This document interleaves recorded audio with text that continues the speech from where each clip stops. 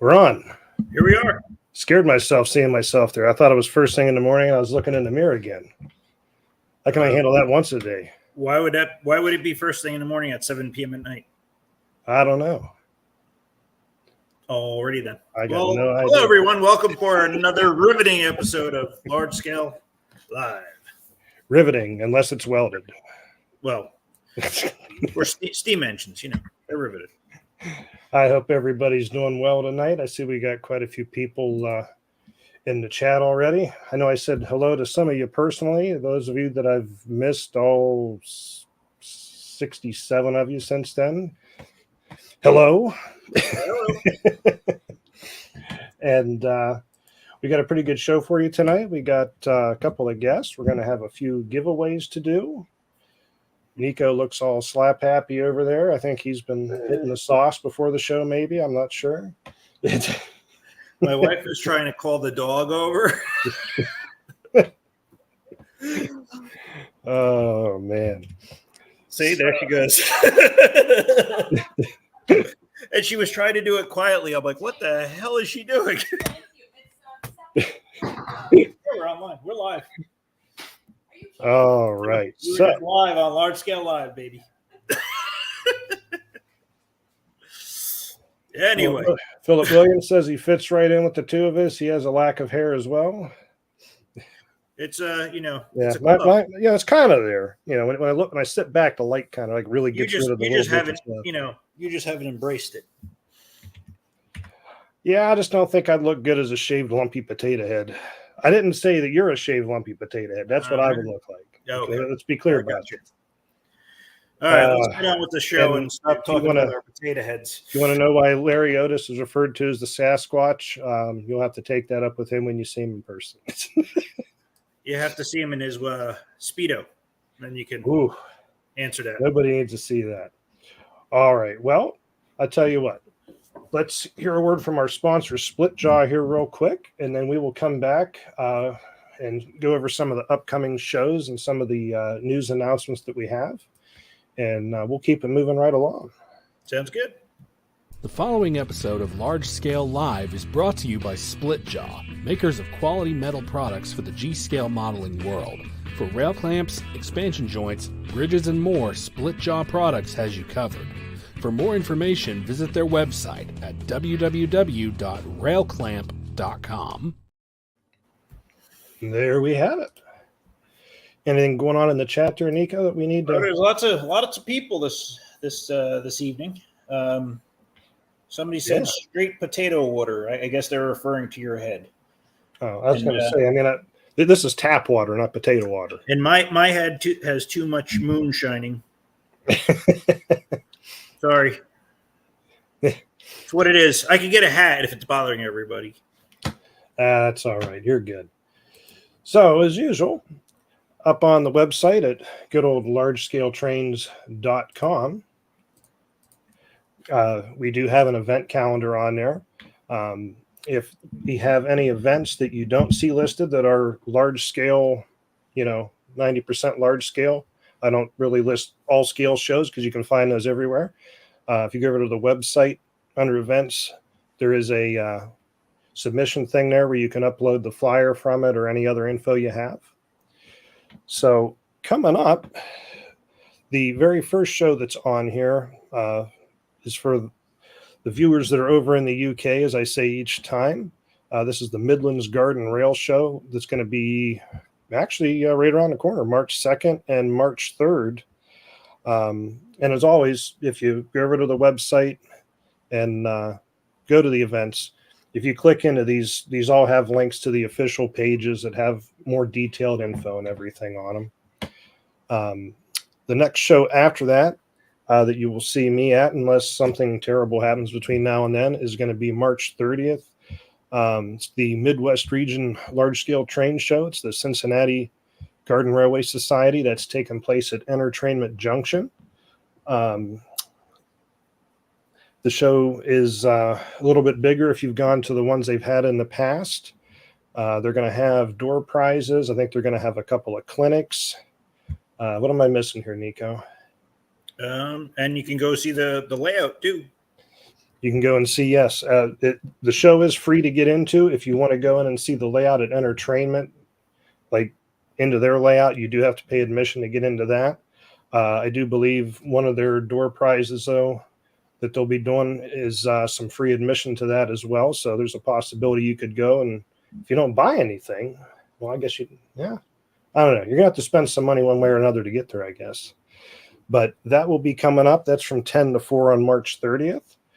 The next show, and I don't have any more updated info on it yet, is the East Coast Large Scale Train Show. That's April 12th and 13th in Annapolis, Maryland. I believe it's going to be in the vicinity of where it was last year, Bi-Star Hobby. I'm not certain on that at the moment. From what they told me, it will be in the same venue as last year. Okay. Let's see here. And then, of course, one of the ones, or the one we'll be talking about tonight, rather, the Yes. Northeast Large Scale Train Show, April 27th and 28th. You'll see Nico and I both there, unless something happens between now and then. That's Saturday and Sunday this year. I won't blather on too much about this one because we're going to have the man of the hour to tell us all about it here very shortly. May 3rd and 4th is the RLD Hobbies Open House. That's in Albion, Illinois. I will not be at that. I'll probably be there in the fall when they have it, but that's always a great time. Take your trains to run on his layout, battery or live steam, because he doesn't do drac power. Drac. I don't know what the heck that is. Interesting. Then May 30th to June 2nd is the Mocan Garden Railroaders hosting the Midwest Gathering in Kansas City, Missouri. Obviously, this is, like I said, be a week-long event, May 30th to June 2nd? How's that work out? Could be, yeah. May 30th to June 2nd. So that's Thursday, Friday, Saturday, Sunday. Yeah, what am I thinking? I know they have a whole list of events of different things that are going to be going on. It's a regional meet. Again, going over to the website, you can get the link directly to their site to get the full details and updated info on that. And the list keeps going. Somebody's looking forward to meeting you. I don't. It's not that great. I've known him for a while. It's not. It's nothing spectacular. Oh, okay. You've known him for a while? No, known you for a while. Oh, okay. Yeah, I know. I know. That last RLD trip just went terribly wrong. No, I'm just kidding. Coming up June 1st, over near me in Warren, Ohio, is the 4th annual Northeast Ohio Large Scale Train Show. I'll be there. You'll be there? You're coming? All right. Coming. We'll make it a weekend. Actually, there's some stuff being added onto this. If you've come to it the first 3 years, it's pretty much just been the train show. This year, of course, it's the show from, did I say the hours were, didn't I? It's from 10 to 4, I believe, if I didn't have that listed there. You know what you're talking about? But there's going to be hourly door prizes. They're going to have 2, maybe 3 clinics. Maybe we'll get Nico to do one. Of course, the club's large indoor operating layout's going to be there. Now, also, if you're interested in being a vendor at that show, they do have online registration on their website now for that. You can buy advance tickets for their show. And you can also pre-order show shirts if you would so desire to have one. I'm actually looking forward to that. And the last thing on that one is the day after on Sunday, they're working on putting together a garden layout tour to take place the day after the show. But I don't have any more info on that at the moment. Still working on that. And I'm sure I forgot to mention something. Somebody will remind me at some point. June 15th to the 20th in Burdenham, PA is going to be the BTO, Big Train Operators, not Bachman Turner Overdrive. I know someone's thinking it. Big Train Operators Club convention.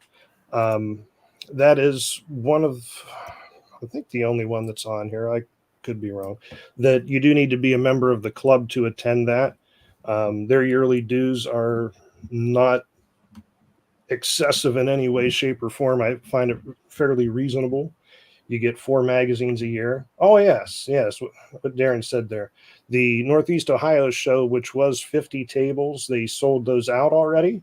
So they added a second room and another 30 tables. I think they're going to put Nico in there. I'm not sure. Probably. I usually get stuffed in the back corner somewhere. And I see more like, oh boy, Crazy Train. And I see Darren Warren also put in the chat there on the tickets for the Northeast Ohio show that if you purchase them online, you can actually get in 30 minutes ahead of buying them at the door. But the BTO convention, I highly recommend it. I'm going to be there. I got my room booked already. And if anybody hasn't heard, there were some issues at the hotel. There was a propane tank that had exploded by the office. They're back open. And again, it's not affecting the convention in any way. And then I just added this one the other day, is going to be August 10th to the 15th in San Diego. The Garden Railway Society is going to be doing the West Coast Regional Meet. And it looks like that's pretty well kind of fleshed out. It looks like they're going to have some layout tours and different stuff going on. Again, go on over to the website, largescaletrains.com, and go into the events. You can follow through there to get the link over to their site. It's a lot easier than me trying to list all these links for everything. And then the last one on my list is going to be August 23rd to the 25th. Is going to be the Georgia Garden Railway Society doing their G-Scale Southern Regional Get-Together. And again, that's going to be several days. I know they're going to have layout tours and different things going on. Again, I'm kind of overwhelmed looking at all the G-Scale centric events going on for 2024. I need to retire so I can go to more events. That's what I was thinking. Like, I can't say I've really ever had an experience where it's like, I don't know if I can go to all this stuff. Good problem to have. Very true. Very true. Am I missing anything in the chat there, Nico? Nope. All right. So, Joseph moving on. He wants to put me in the corner. Put you in the corner? Put Nico in the corner. So I replied. Oh, okay. Nobody puts Nico in the corner. So over on the Large Scale Trains website, if you click into the news section there, when I come across it, when people send it to me, G-Scale related, I'll put that up there. And there are several things coming out. Of course, Marklin is going to be introducing their 1 gauge big boy. And I believe that's just, I think that might, I don't know, Nico, is that, I don't think that's actually the G-Scale one, is it? They might be. That looks like a drawing or a rendering. That does not look like a actual. Because I know the one that I saw in my friend Heath's live stream when he was walking around wasn't done up yet at the big show up there. But this is going to be completely new tooling. It's full metal construction. I got a lot of the details listed here on the site. They're expecting that to ship the second quarter of that's soon. Second quarter of 2024. I've seen a few places that have this listed for like around $6,800 on pre-order. All metal. I mean, that should be a pretty hefty item. But of course, I do have a link on there to the official announcement on Marklin's site, so you can get the info directly from them. Now, this here is actually an exclusive for a hobby shop. This is Patch Trains, that's located in Wheeling, West Virginia, is doing a limited custom run of Santa Fe black bonnets. It's an ABA set of F3s that, of course, come with the typical features of MTH 1 gauge equipment, remote couplers and sounds and lights. I don't think they fly. The The 2A units are powered. The B is non-powered, which I think is kind of standard when they do their stuff. Of course, 132. Again, you can go on over to the site. Proto Sound. Yeah, Proto Sound 3. The price I'm seeing on Patch Train's website is $13.49 for them, and it looks like they're supposed to ship May of this year. Okay, cool. And then also coming out is MTH again. A lot of 132 stuff here. And their 1-gauge line is actually doing a run of the 40-foot reefers. They're doing 5 different paint schemes in those, which you will see here. We've got White Rock Water, Fox River Butter, Genco Olive Oil, Borden's, and of course Union Pacific Fruit Express. Wish they would do more of their tankers. At least I can run those. You know, I have seen the tankers a few times, and I do really like those. Those actually look pretty nice. Now, yeah, those reefers look a little bit kind of small when you put them next to 129 stuff, but the one I'm actually interested in, and the last new item I have on here, is they're going to do these G-gauge flat cars with pipe loads. And I imagine these might mix in with 129 stuff and not be too terribly noticeable. They'll just be a little narrow. Yeah. And these are actually going to be 6 different road names on these. Where are they at? Union Pacific, TTX, Norfolk Southern, CSX, BNSF, and hey, look, even Canadian roads are getting some love. Canadian Pacific. Canadian Pacific, eh? You forgot the A. Yeah, A. 159.95 is the MSRP, and I think the reefers were 159 or 169 MSRP. And these are due to ship expected July of 2024. So those should be coming along at different times this year. So that's all I have, but I think, Nico, you might have some updates. I have some updates. So Bachman will have, the closed streetcar is in stock already. So the new streetcars with the new drive units. Early spring, they are expecting the Ready Kilowatt 100-ton hopper cars. Ooh, Ready Kilowatt. I always like that one. And late summer, Evans box cars and the GP40s.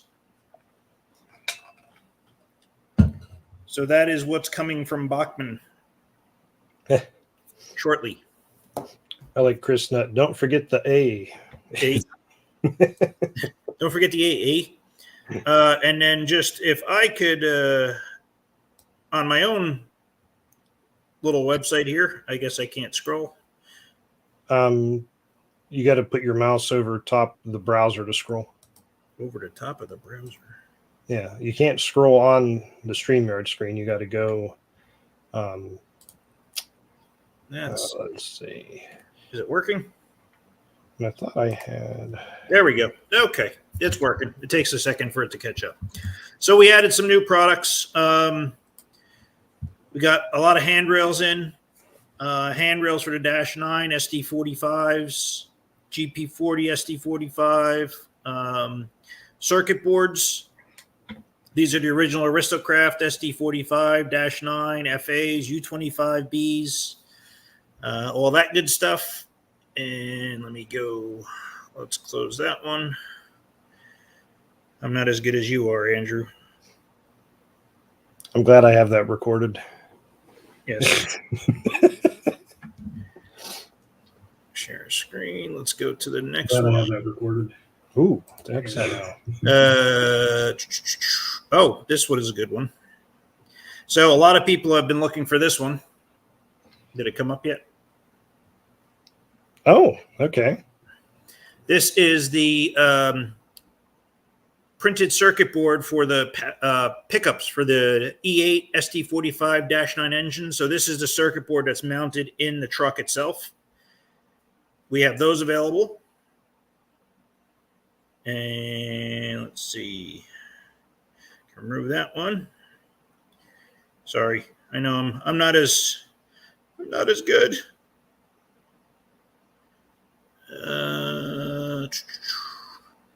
We've added, I know people have been looking for this one, the smokestacks for the NW2. Has it come up yet? There we go. Yep. So there you go. We have the NW2 smokestacks. I've been getting asked for that a lot, so we got those added now. If I do that, does that work? I can't tell. Nope. Okay. And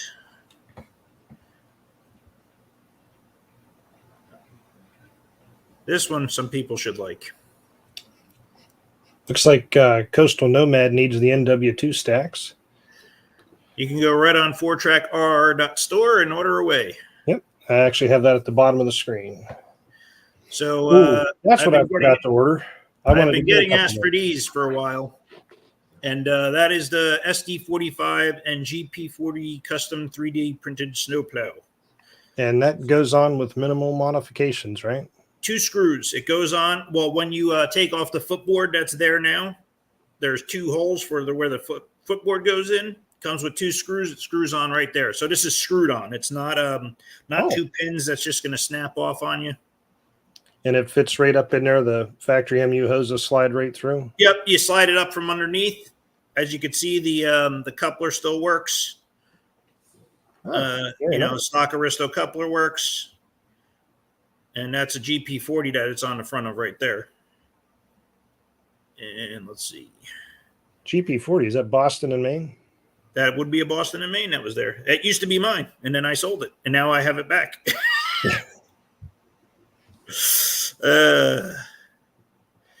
Steve Heavyside wants to know if you have any more of the FA screens. Yep, they're still available. I'm almost out, so you better get them soon. Kyle wants to know if you sent those to Cody. Yes. And I do what I say. I do what I say there, Kyle.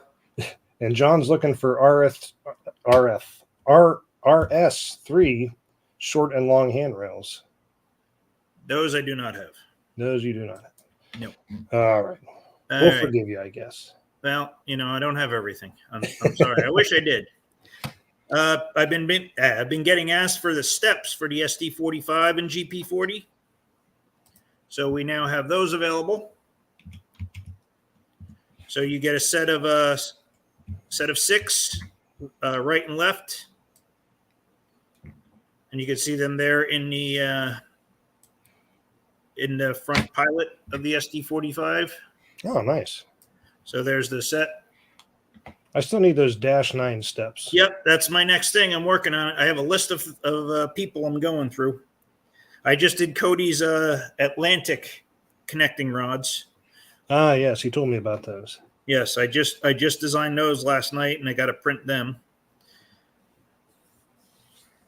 All right, let's see. Remove.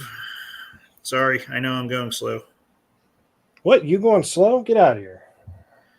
I know. Well, I know how you like to go very, very, very slow. I'm almost done. Almost there. Okay, so these are the swing hangers for the E8. These go right on the trucks. So those come in a set. And one last thing, and then we'll move on with the show before John and Don fall asleep on me. Sorry. I can still see them. They're awake. Okay, good. And one more E8 part. Mr. Ammerman asked me to make the side steps for the E8. Ah. So they are now available. Sweet. So anytime anybody asks me for a part that is on an engine, as soon as I design it, it goes up for sale, just so everybody knows. So that's what I have going on. Those are the new products. We added a bunch of other stuff on there, but I figured I'd just highlight the major ones. Sweet. All right. And real quick, because I didn't get to this last time, is I wanted to show 2 pictures real quick for the 2 Facebook groups that I do the monthly cover photo contest in. The smaller of the two, Conrail G-Scale Railroaders, because it's very specific. It was like 3 of you? Yeah, I think. It might be 120 people in here. I'm not sure. Our winner was Mr. Mark Bottrell, that has the best-looking Conrail layout that's in the United Kingdom. That was his winning photo. The people upload their photos, and we let the group members vote on it. I do it once a month, and actually I should probably be putting a contest up for both of those groups here in the next day or so. And then the winner for the large-scale trains group, coincidentally, is also Mark Bottrell, although he entered it under his Conrail Bishoptown subdivision page. I think so. If you're wondering why the layout looks kind of familiar, it's because it's the same layout. But again, that's voted on by the members in the group. I don't pick them or anything like that. And Mark does some very phenomenal stuff on his layout. I think it looks awesome. If I could pick it up, move it to my own backyard, I probably would. I met him in Chantilly, Virginia at a train show. Yeah, I'm hoping I get to meet him one day. Yeah, maybe he could come over for a Northeast show. Yeah, we'll have to talk to him about that. Yes. All right. And without further ado. Well, no, you got to hang on one second. Oh, my gosh. Real quick before I forget, and then we will be back with our guests, is a word from our other sponsor real quick. Yeah, see, we don't want to forget about the place that shows us love, which is Me Love Trains.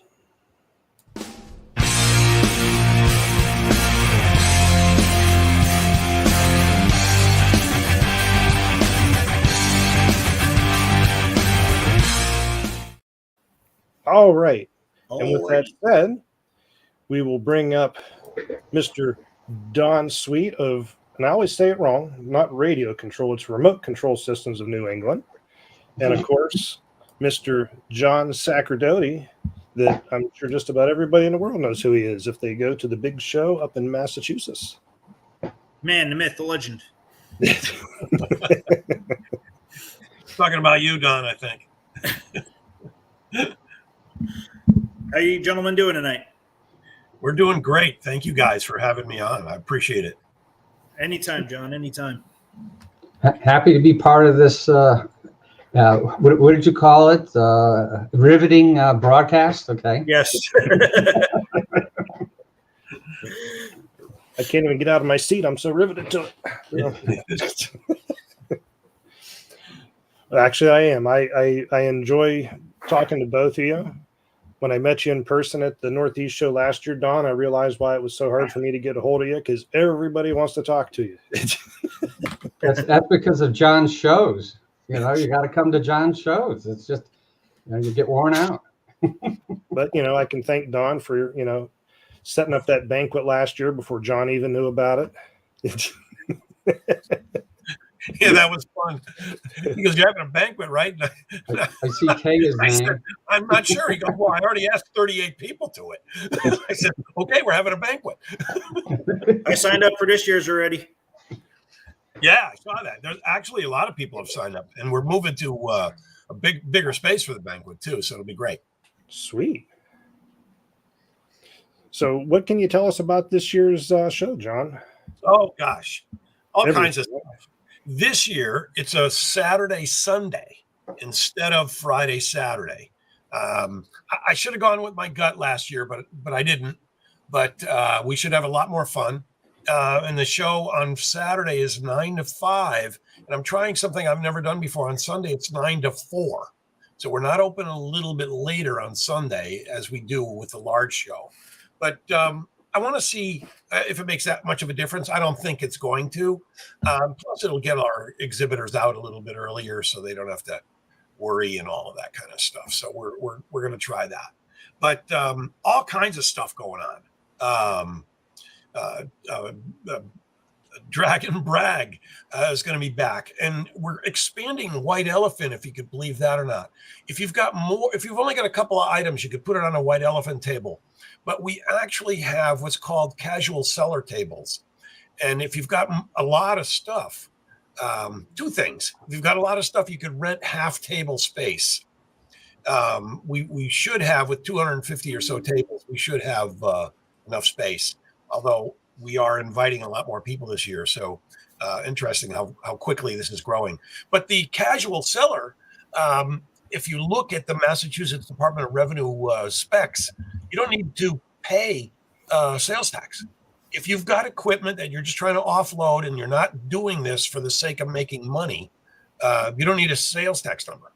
So you could just sell some of your equipment. Now, if you come every year, that constitutes you're kind of like in business. But if you're just trying to off some of your collection, cool. You don't even have to have a tax number. So a nice little feature for people that are trying to offload. So if you got a little bit of stuff, you use the white elephant table. If you've got a little bit more stuff, you could rent a half a table and then and go from there. And of course, you could rent.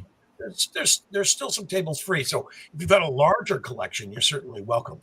But Drag and Brag, of course, we'll have that switching, that G-scale switching layout that'll be there as well. We have 3 incredibly huge layouts, starting with the New Hampshire Garden Railroad. It's bigger than it was last year. If you've gone in January, it's bigger than that. So we've got 55,000 square feet in the Young building. I also took the Stroh building right next door just in case.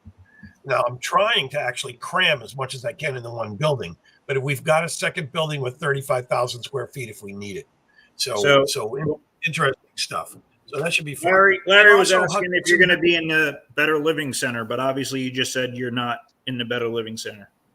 Oh, Larry, what's funny is there's a contract that was there before us for the Better Living Center, and I tell you a quick funny story.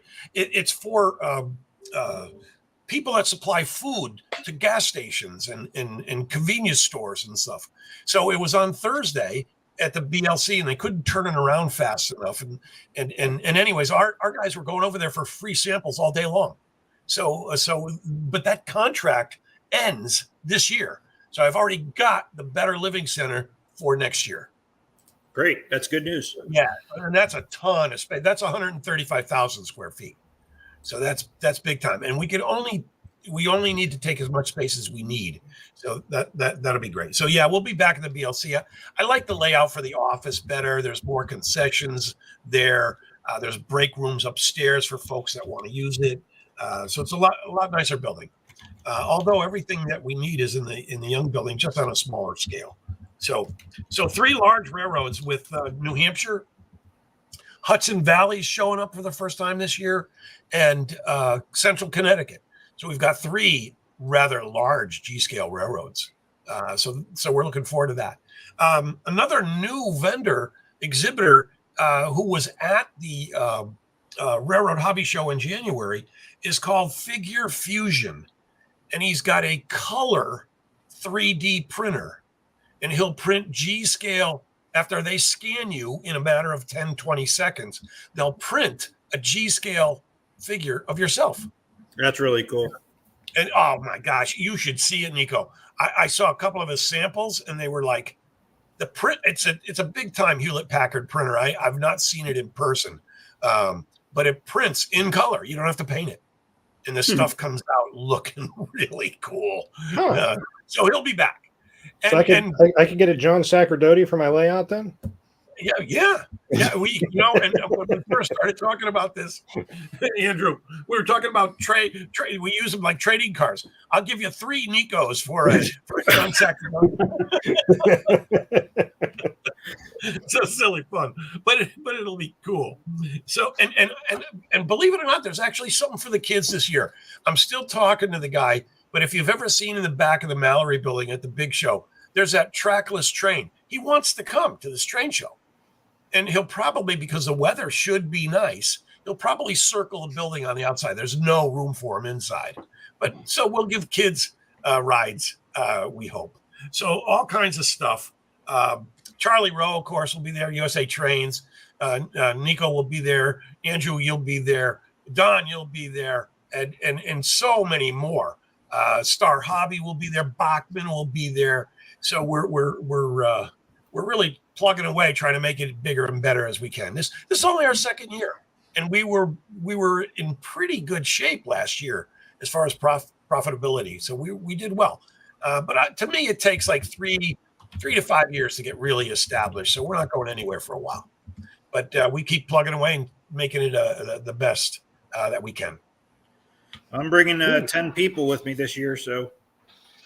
Nico, I saw that. That's fantastic. And, we're going to have a killer raffle this year. And one of the items in the raffle is a Bachmann -9. Oh. And I told you guys that story in the past, so the other folks watching. It just was supposed to be auctioned at the big show. The guy said, I'd rather trade it in for something else. And I said, great. And with Bachmann's permission, wanted to let them know what was going on. It'll be much more meaningful at this show. So there will be a -9, brand new, still in the box, for raffle. I might have said auction. I meant raffle at the show. So that'll be fun. Larry's asking, was that guy with the scanner? They were at the January show? Yes, he was in the Young building, Larry, and right the building where we'll be in. And I'm actually going to probably put him right back in the same spot that was over by where MTH was, because there's a pole there, and he needs hard line to the internet to be able to download all those pictures. Oh yeah. So right. If you look at last year's map, which I haven't updated yet because I'm still waiting to see who's got contracts, he'll probably be in the area of section 95 on the older map from last year. So if you go to nelsts.org and then go to who's who and then check out the map. So do you have anything posted yet on that website? Very little, Nico. There's I'm still holding off on the map, still holding off on who's who, as far as who's coming. But other than the people that I know are coming that we just shouted out. But we also have the live Steam layout as well. And that's great. And the New Hampshire Garden Railroad is so big, it's picture a widened out horseshoe kind of layout. The live Steam is going to be in the middle of the New Hampshire Garden Railroad layout. And if I need the space, we may move them over to Stroh. So we'll see what's going on. The dates of the show are April 27 and 28. They're actually the same dates as the big show, but in April, of course. And so that's a Saturday, Sunday, 9 to 5 Saturday. Oh, thank you, Don. He's got his he's got his flyer handy. Hold it still, Don. And it might say 9 to 4. 9 to 5 on. It doesn't say the hours, but there's still some data out there that says 9 to 5 on Sunday. But I'm going to change it because I want to give the exhibitors a break. Now, Larry Otis says count him in for the banquet, but can we get a no Speedos thing written in there, John? Yeah. Proper dress required. Yes, please. Thanks, Larry. Yeah, absolutely. Last year we filled the place up with about 85 in the banquet, but we've got room for about 150 in the new hall, which is absolutely just as nice. So Thomas Lipinski's asking, for those who can't make it, will Railfan be covering the show, or Andrew, will you do a live coverage one day? Yeah, we'll do. Nico, I'll do a live walkthrough where I'll go too slow, Nico, when I go too fast. I have not talked to Virtual Railfan yet, if that's who you're talking about, Tom. But yes. They're on the list, and we could very easily put a camera up again like we did this past year. Now, for the people that are going, is admission? Is it just for one day? Is it 2 days, John? It's 2 days, and you actually, if you go to the nelsts.org site, the tickets are on sale. Pre-tickets are on sale. It's $10, and usually we charge an extra $1 to send the tickets. We're not doing that this year, so we're just if you pre-order tickets, it's $10. We'll send it to you. There'll be bracelets, and you could buy a 2-day pass for a discount. I forget what. It's probably I'm guessing around 17. I can't even remember, which is stupid of me, but there is a discount if you buy a 2-day pass. So, sweet. So it's good. Crazy Train wants to see a live video from the show, Andrew. Oh, I plan on doing it by all means. Well, see there, you got to do it now, Andrew. The pressure. Well, no, I mean, I was planning on doing it one way or the other. I don't know. Last time I walked around with you, I ended up buying you trains. So I don't know if I want to do this again. Well, just make sure you bring your money with you. That's all. Maybe I'll make sure I leave it at the table. But did you? I know you had a couple of things there, John. Did you want to do a giveaway for a set of tickets at this point? Yeah, let's do it. Okay. Set up your little raffle thingy, and we'll give a two pack pair of tickets away, and then if you want, we'll do it again. Okay. Question on the parking.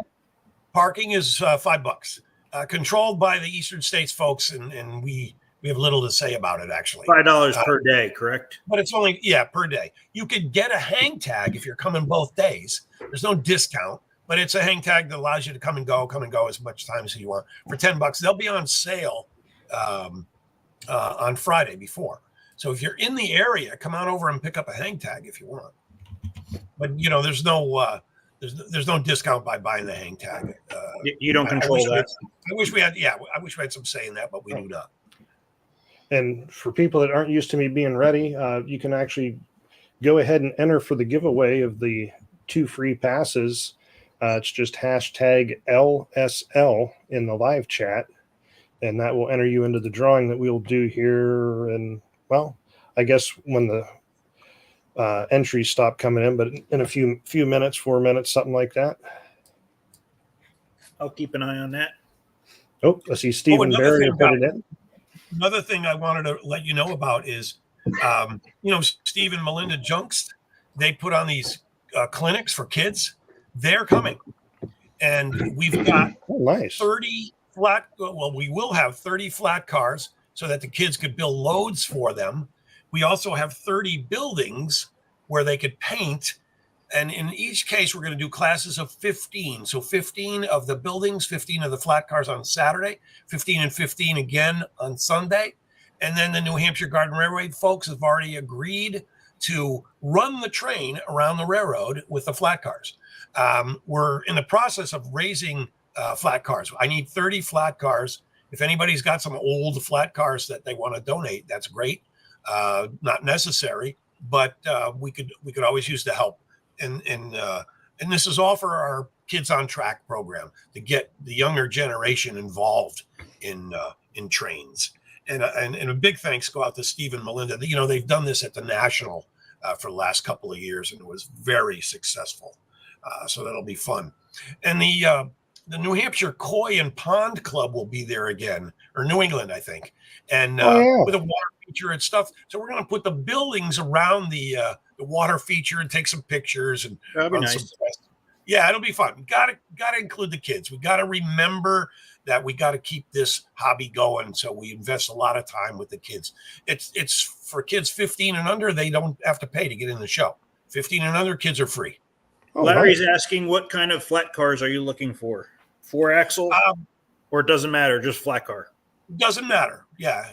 Just any kind of flat cars. And if you want to, you could send it to if you go to the website and see our address, you could send them there. If you need to talk to me, if you go to, you can email me at showdirector@amherstrail.org, and we could take care of that. And by the way, we'll pay the shipping. So I don't want you guys to put out any money at all. Not for the kids. We'll take care of it. Yeah. I'll go look through the sale pile, see if there's any flat cars in there. Yeah, well, Charlie Rowe is gonna step up. He's such a good guy, and I've known him for a long time, and he'll be helping out as well. But there's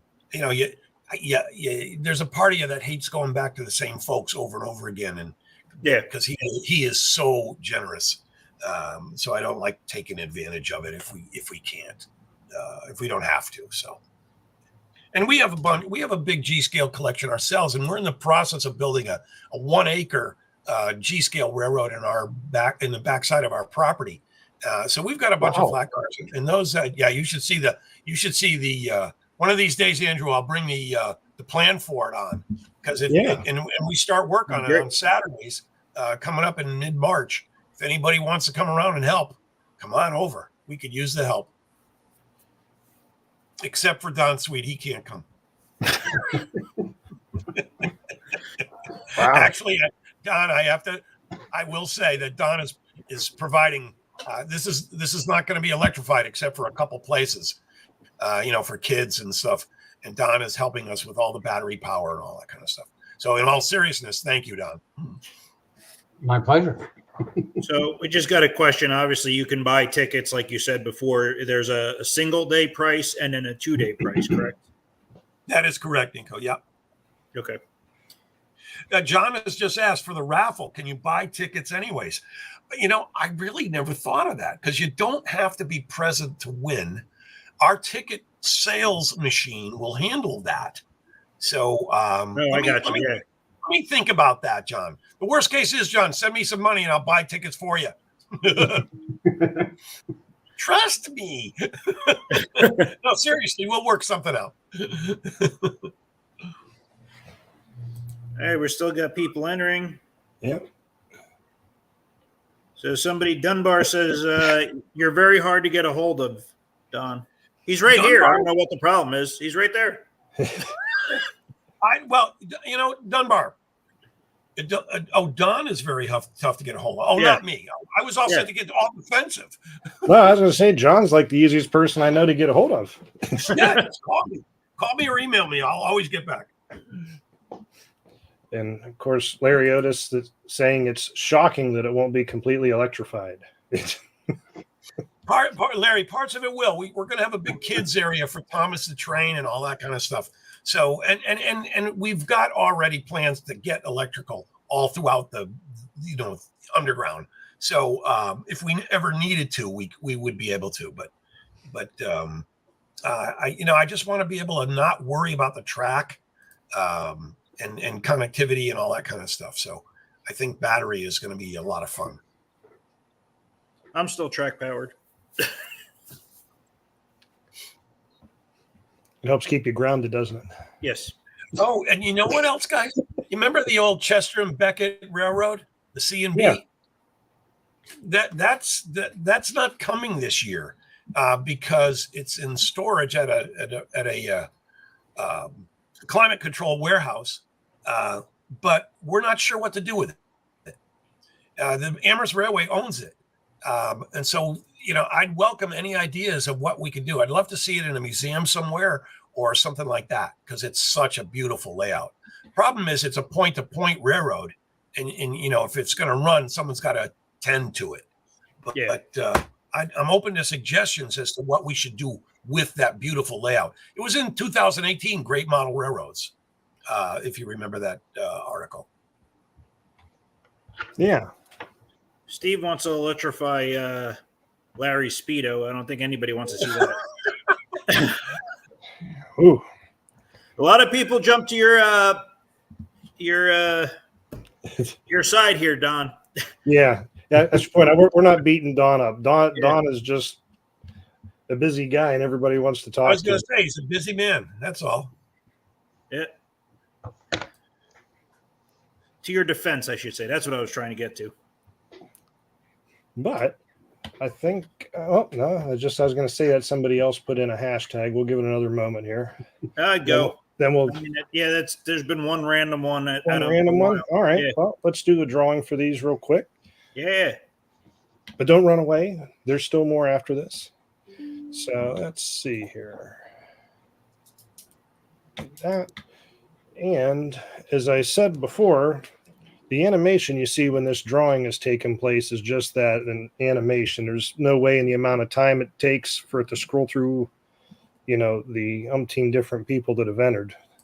So the only one that gets robbed here is Nico because he can't participate. Nicholas says, Nicholas, I know I'm going to butcher his name. Nicholas S. says he has some flat cars for you. Great. Nick, that is great. Let's hook up sometime this week. We'll figure it out. All right. So let's see who's going to win the 2 free passes to the Northeast Large Scale Train Show. I almost messed that up. Nico had to fix me several times on that last year, and it Hey, Hey, Burger. burger one. Sweet. Excellent. All right. Do you happen to know Burger, John, or no? No, All right. Well, but I'm Burger, if you want to forward your info to either myself or to Nico, since you know both of us, you can do that, or you can send it to info@largescaletrains.com and we'll get that over to John. What all do you need included in that info, John? just name and address. That's all. Name and address? Okay. Yep. We can do that. So just so you know, Burger is the president of the Pocono Mountain Garden Railway Society. Maybe you could get them up there with another layout.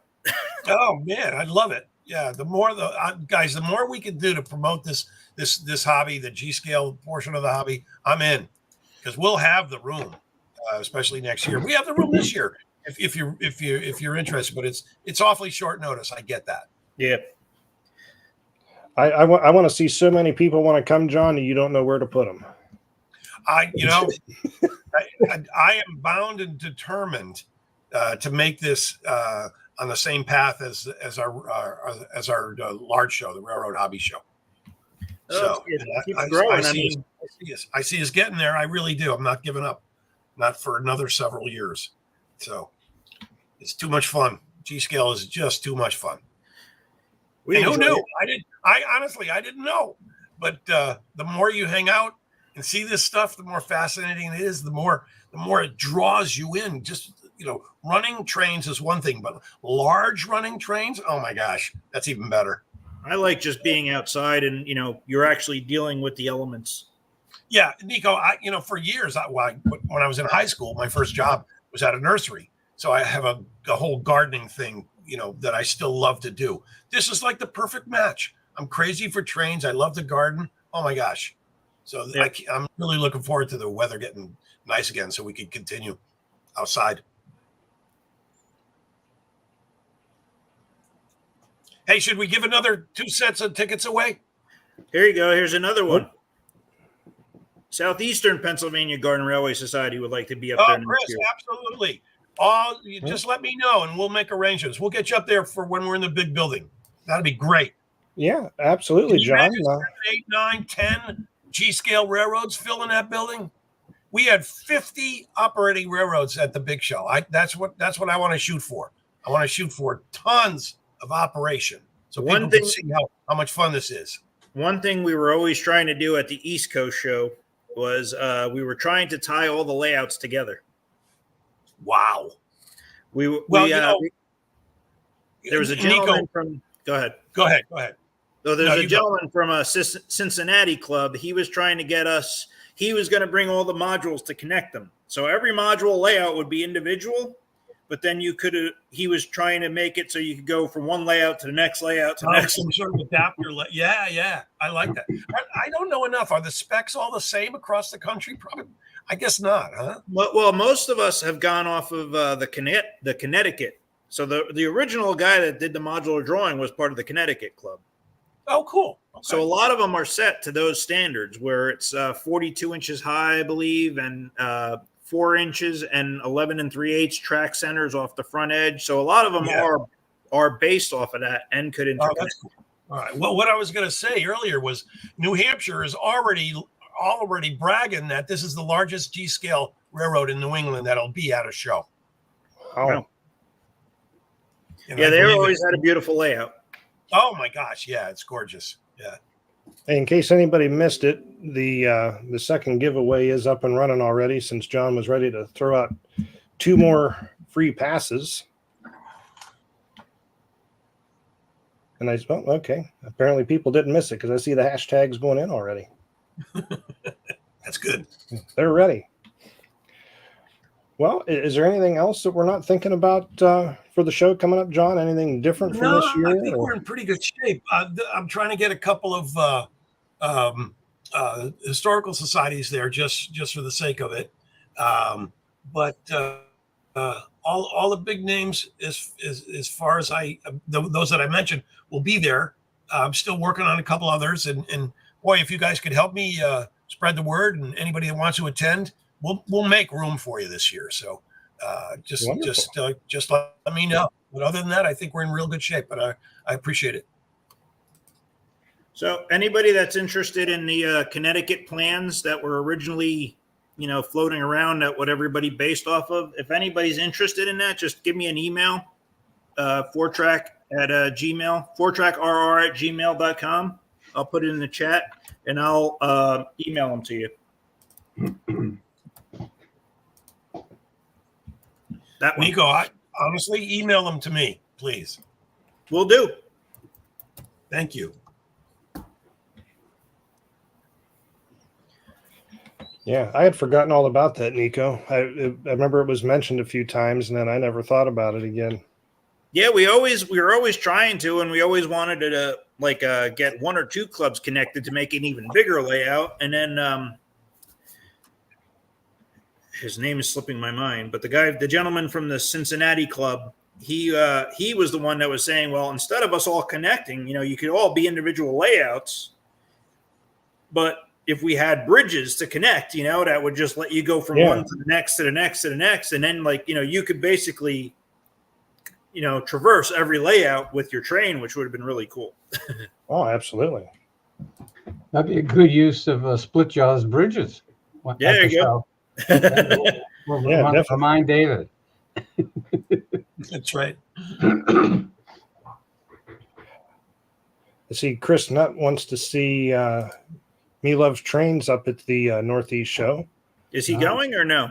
I'm not sure. I have not talked to him about that yet. If not, we'll have to talk to him. Okay. Yeah, definitely. I have not heard from him yet. So any help is always appreciated. And Splitjaw will be there, by the way. Your sponsor will be here. Yeah. So it'll be great. John Molesworth says, you see New Haven had over 500 feet of track. Is that what he's saying? I guess it looks like he stopped typing. Oh, at the January show. There's the rest of it. Oh, okay. I'm like, wait a minute. Yeah, Yep, there's the rest John, of it. it's supposed to be about 50 to 60 feet larger now. Sweet. That's going to be great. All right. Let's see here. I hope you guys are ready for my son to come and run on the layout. They were very accommodating last year. They let him run, and they were letting. I brought my AML GP60 to show that, and the coupler boxes that Colin Camarillo makes for my Cam Pack, which he's coming to your show, correct, John? Cam Pack coupler boxes, Colin Camarillo. Yes, yeah, they're coming. Yeah. Absolutely. Yeah, it's great. I they're brought one of the newbies. Yeah, and not new. I'm new to me, not new out there. But yeah, I'm looking forward to it. Yeah. My engine never got a chance to sit on the table last year, though, because as soon as Vincent found out he could run on a layout, he took it and went off and ran it the whole time, which was probably a better display of it than it just sitting on my table. So I think that might be true. Well, is there anything else you want to cover, John? I mean, No, I'm good. I'm absolutely good. I really appreciate the opportunity, guys. So thanks. Anytime. We appreciate it. all right. Well, we'll do the last drawing here for the last 2 free passes, and then we'll let you get back to your evening, John. All right, I appreciate that. Unless you want to stay with us, we'll miss you. I honestly, I really would love to, but it's Sunday night is part babysitting night with my grandkids. All right. Well, let's see who's going to win the last 2 free passes that we have for the evening that John's gracious enough to give away. Not going to be Nico. Or me. Sorry, Nico. And it is, Larry Otis. Oh, man. Oh, for crying out loud. Oh, boy, Larry. What are we going to do with you? Send them 2 tickets. Well, let's see, Larry, you have my contact info, Nico's, John's, Don's, I'm sure. So send just show up in your Speedo. John will know to let you in. Yeah, I'll know right who you are. So Dunbar is asking, have you reached out to AML or AccuCraft? Hey, John, I'm trying. I'm Don is helping me with that. trying to get AccuCraft to come out. Okay. They were invited last year, and we'll try again this year. What about RailPro? Is RailPro going to be there? And now Tim doesn't do many shows. Okay. Where he lives, all he has to do is grab Amtrak and get right off here in Springfield. Not a biggie, but I don't think we can get him out here. Well, if you're trying to get AccuCraft there, I mean, make sure you let them know that you're going to have a live Steam set up there with a track. I know they like to come to the shows when there's a live Steam set up and run their stuff. So if you're reaching out to them, make sure you let them know that. Years ago, AccuCraft was always at John's show. Yeah. And That's things true. just changed after COVID for them. So Oh, they're doing okay, but What we about just don't see LGB? them. Have you heard anything from LGB? I have not heard back from them yet, but I should. You know, it's almost too quick after the large show, you know, for people to react. So, but we should hear. Yeah, Larry's- I mean, right now you're just at about a month since the January show. I know, and it was insane, and we were all dead for 2 weeks. 26,000 people, so it was wild. Larry's very happy, John. He said, John, well, I won something this year. I think it's great. I know it. And then you know that I'd keep going on that, Larry. You know, with the raffle and stuff, you never know. You're on a streak here. Colin is very close there to AML. Oh, really? Yeah, you might want to reach out to him. I know he when they were doing a prototype of the GP60, he had it for a while. Yeah. Yeah, he actually brought the prototype on the show when he had it, actually. Yep. Oh, cool. All right. And Train Lee's another one. Yeah. Guys, just keep talking it up and have them call me, because I'll this year I'm in a position with the new building to make room for everybody. So, and we can make this. You're welcome, Larry. We can make this. I want to make this into a very large regional show every year. So that'll be fun. This is great. I mean, we had a great time last year, so bringing more people up this year. I keep telling more about it. I know Andrew does. We keep saying how good of a time we had, and yeah, it's appreciated. It's not no blowing smoke, but it's guys like you that make this work. So it's appreciated a lot. Thank you. And we appreciate what you're doing, John. And I think too, without an NGRC this year, it's pushing a lot of people to go to the regional stuff too. Yeah, I think that's true. Very good. Burger's going to call Train Lee for you. And we'll stay in touch for sure. And yeah, we'll talk definitely before you guys get up here. So I'm going to bounce. So thank All you right. guys. Thanks, John. Thank you, John. And thank you for having me one last time. It's really appreciated. Have fun, John. Take care, guys. Have a good night. And we're down to one. Dawn has waited so patiently. Down to one, huh? And, can I take an intermission now? No. I'm ready. So, sorry, I know you were waiting there patiently for us, Dawn. So, as I'm seeing everybody saying hello in the chat, I get the impression lots and lots and lots of people know you. It's great to see them all. That's some I get to meet, and hopefully those that can go to the April show, I'll get to meet some more. So. Yep. So what got you started in G-Scale hobby, first of all, Don? And back in the 80s, I traded in all my HO brass at Charles Rose Sr. back then. And for my first LGB set. So that's sort of what started it. And, went around the Christmas tree, and then it graduated to the backyard. So it's it's been that way. My father was a Line L guy, so we always had trains in the house. So it was kind of fun. Grew up in Connecticut, so New Haven was the only railroad that I ever saw back then. So, but it's been great ever since. And then for a little bit, I was a conductor at the Valley Railroad down in Old Saybrook, Connecticut, the steam railroad. Did that during college days. And then afterwards, I worked for Amtrak for 3 years. You work for Amtrak. Hey. Yeah, you know, it's I worked in the bar car from Boston to Washington. So that before being married.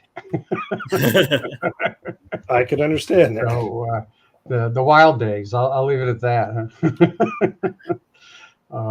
So trains have always been exciting. I dabbled in a little restoration. You guys in Connecticut know all about the Warehouse Point Railroad, and they used to have a climax sitting there.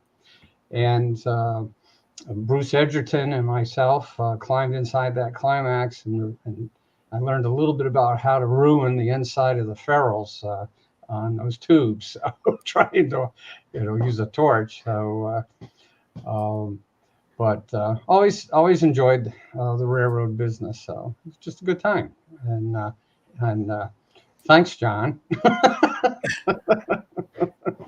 And I could tell some secrets about John, but that's okay. Boy. He's not even here to defend himself now. And but that that was the early days. I've always had trains, always had a layout, the HO, and I have an outdoor railroad now. And the snow is pretty much melted, so maybe I'll get out there and run something this week. We'll see. But it's been fun. Then from doing all that, and I started the RCS in New England actually in the early 90s. So I'm probably one of the few guys left that started back when battery RC started becoming something to talk about. Many of you know or have heard of Tony Walsham, and Tony is from Australia, and he's the one who started RCS, Remote Control Systems. And a bunch of us here in the States were allowed to use his name. And so I was in the Northeast, there was a Midwest. Dave Goodson is still out there in Kirkland, Washington, which is just above Seattle. And so there was a few of us across the country and there was really no internet either quite at that time. We were still using the telephone and fax machines to place orders or communicate. But now with the internet, it's an email. You can get a lot done quickly in websites. So it's, but it was pretty easy going and slow back then. So, and I'll get us through some ideas on batteries and evolution of stuff in just a moment. Tony passed away in 22.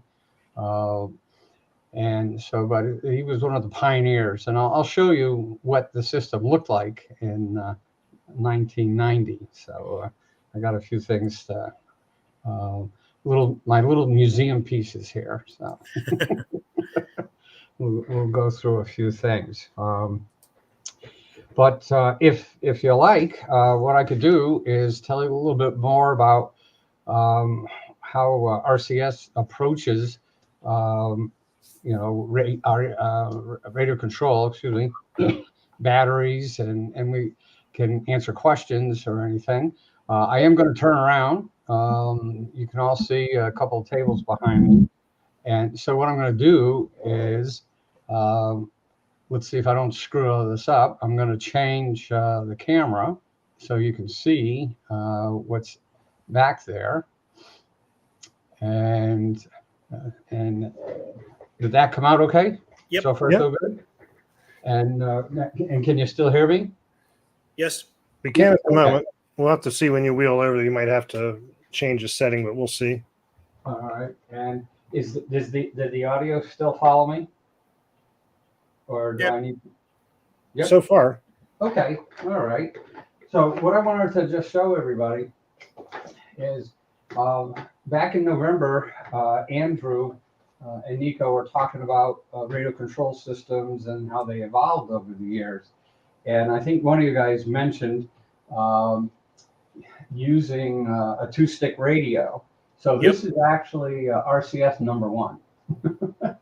Wow. And it used a slider that was a volume control on like an audio panel. And then you had that servo, and it connected to a RC car radio back then. And then you would use your two-stick radio. And as you can tell, it's handmade. So that's how that all started. There was another company, I don't know if you all knew this, and it was called On Track. And they were out of California. And it was sold by a dealer called Rare Bird. And they were somewhere outside, it was either LA or San Francisco. So there were some pretty, hobbyist systems starting to come on the market. And back then, the battery technology, of course, was lead acid. That was, like your little motorcycle batteries. And then we finally got into the nickel metal hydride. What I've got over here, if you all can see this still, this was the more popular system from RCS that a lot of you guys had started with back in the 90s. And we refer to this as a garage door opener because that's sort of the case. And, it had a little receiver, and this was 27 megahertz. And back in those days, CD radios were still pretty popular. And if somebody would key their mic, they'd blanket your train. There's no way you could operate. So with all the CDs running around out there, sometimes it was rather interesting. And some of you might remember that the antenna was connected to the wheel of the engine or the boxcar, and we actually used the rail as part of the antenna system.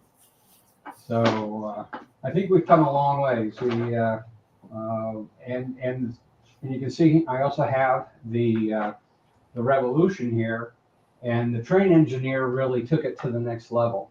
Nico, when did this come out?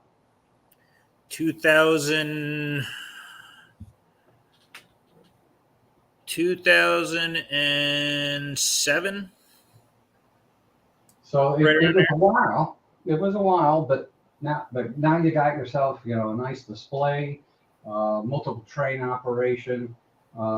Here, these were, these transmitters were basically, you had one transmitter per train, and they had different channels, but it was a manual thing to change. It's just not a lot to do. So we went from, more of a hobbyist type thing to finally more of production.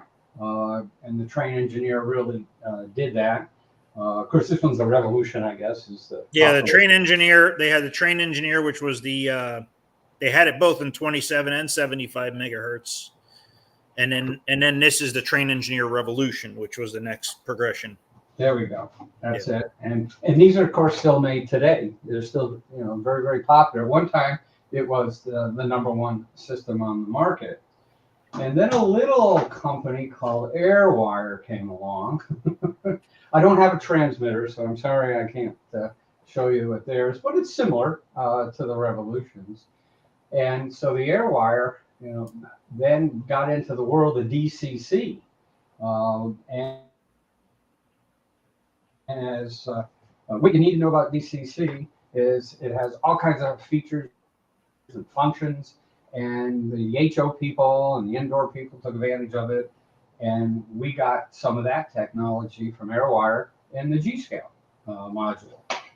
One thing all these older systems didn't have, though, was sound. And then Phoenix came along, and oh, here it is. And this is the P8 board, so it's the smallest one that Phoenix made. And then you were able to couple the sound systems to any of these radio control systems. And we finally had, a complete package. We had great diesel sounds, steam sounds. We had good control systems.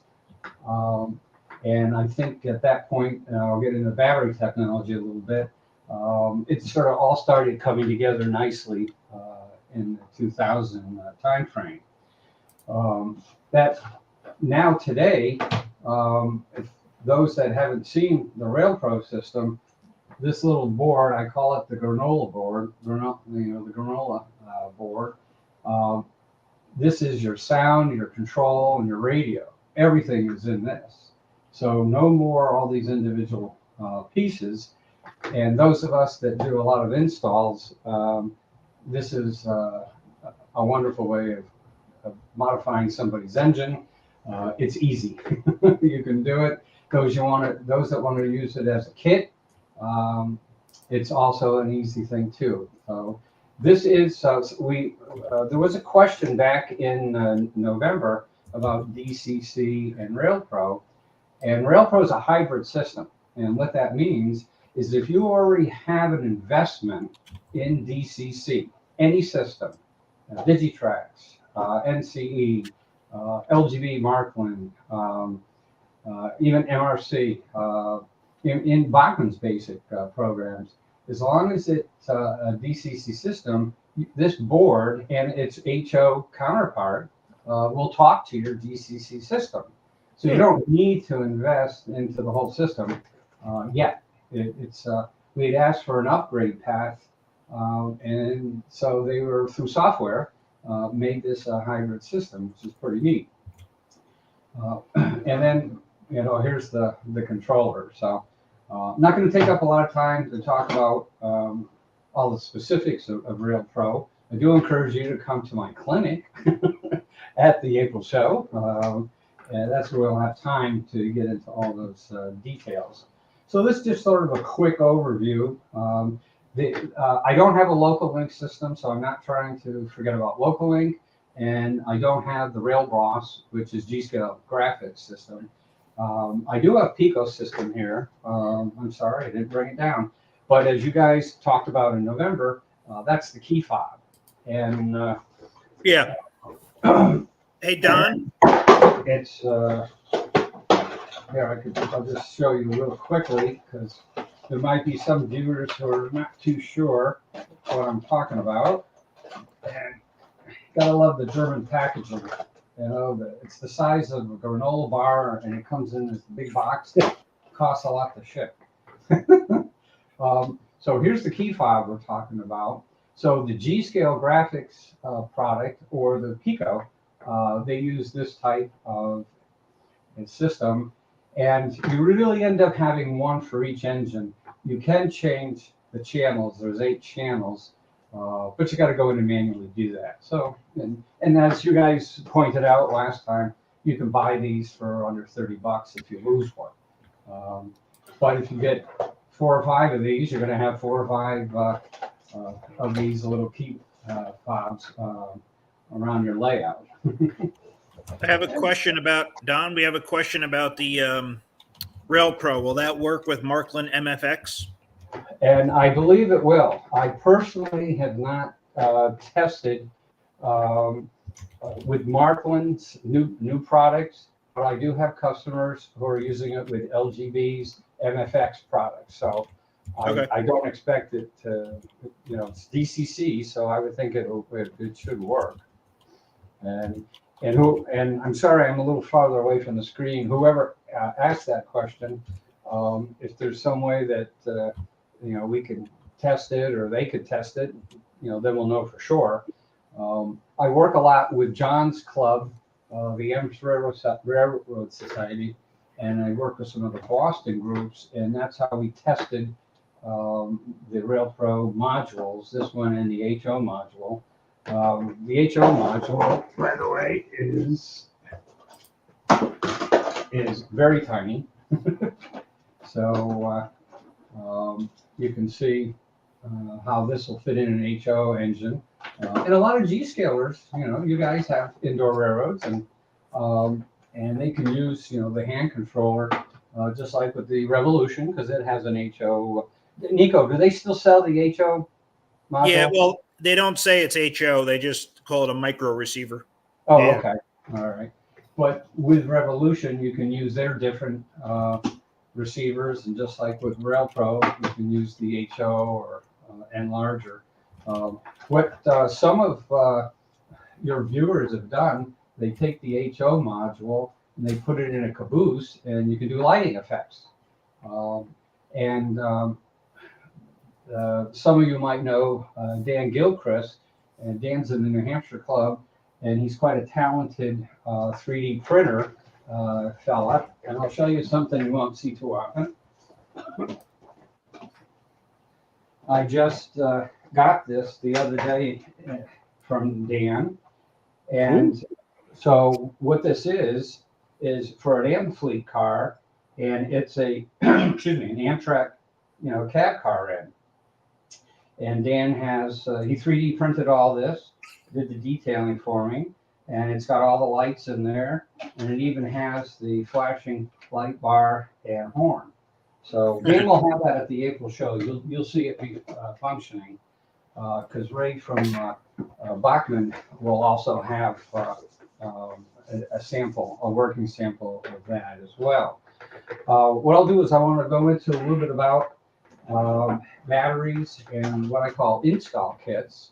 And if we're still doing okay, I can't see the clock from here, but I'll continue on. 8:23. You're good. Okay. All right. What I want to do is go over some of our install kits and give you some ideas on how do you mount all this stuff. And then I have some samples. I'll be turning the camera around and I'll show you some engines as well. So what I have here on the table, and all this was started by RCS of Australia. So I have basically taken their ideas and just continued them moving along. And you'll see I have different wiring harnesses here. And you'll see this wiring harness has a white wire, and this one does not. And I sell these, but we use these in install. So these are all part of kits if this is something that you need. The purpose of the white wire is a backup battery. So imagine you're installing this in your engine, and you find a place for your on-off switch. All right, you mount the charge jack in the rear end of the engine. On a tender, it's easy. On a diesel, it gets a little trickier. And then you could use any battery you own, a DeWalt battery, or you can get another one of these batteries, and you can then essentially extend your runtime. Some of the clubs do that. They'll have a box car with a big battery in it, and they run that way. Robbie at RLD Hobbies, he takes this battery pack, puts two together, and you can run a week. And if you go to his open house, you probably have seen them do that. Thank goodness for lithium batteries, because if you had to do that with nickel metal batteries or lead acid, it would be too heavy. So that's a couple. What we do is we come up with these different wiring harnesses to make your install a little easier. And we got the charge jack, we got the standard JST connector. Most of us in the United States use the same setup for wiring. You guys probably know that it's the Chinese. It's when we say aristo-crafts or backwards, it's the Chinese. All the American battery assemblers, they do it a different way. So you need to be aware of that, by the way, when you're hooking up batteries and chargers. There we go. Now this one doesn't have the white wire, and the reason is we call this the basic. And if you have no intentions of mounting this with the charge jack in the rear of the engine, then you can save yourself a couple bucks, and you can just go with the basic wiring. And we're the only ones that have this, by the way. It's a very tricky wiring. That's on the back end of this thing. So nobody else does it. Now you'll also notice something here that we do is, see if you can see this. This jack is longer than this jack. And how many times have you been mounting a charge jack in a USA fuel tank and you poke the hole in and can't get the nut on because that plastic is thicker? Or if you ever do it on was it an LGB box car, I think, they use that thicker plastic. And when you put that jack through, you can't get the nut on. These are switchcraft power jacks, and you can get them in different lengths. And so we use the two different lengths to help with those particular installs. A lot of you asked about the marker lights on USA locos. Yeah. And that's always a challenge for everybody. And when I do installs, I do the lighting the last thing because there's always something that doesn't work right. But what this was developed by RCS of Australia. Clever idea. And this is a relay, but the benefit of it is it reverses polarities. And you just can't go buy relays that do that. It's just not that simple. That's why these are a little pricey. It's a $32 board. We have them made in the US now. And what it does is when you connect this end, and you'll see this, I got some USA locos here.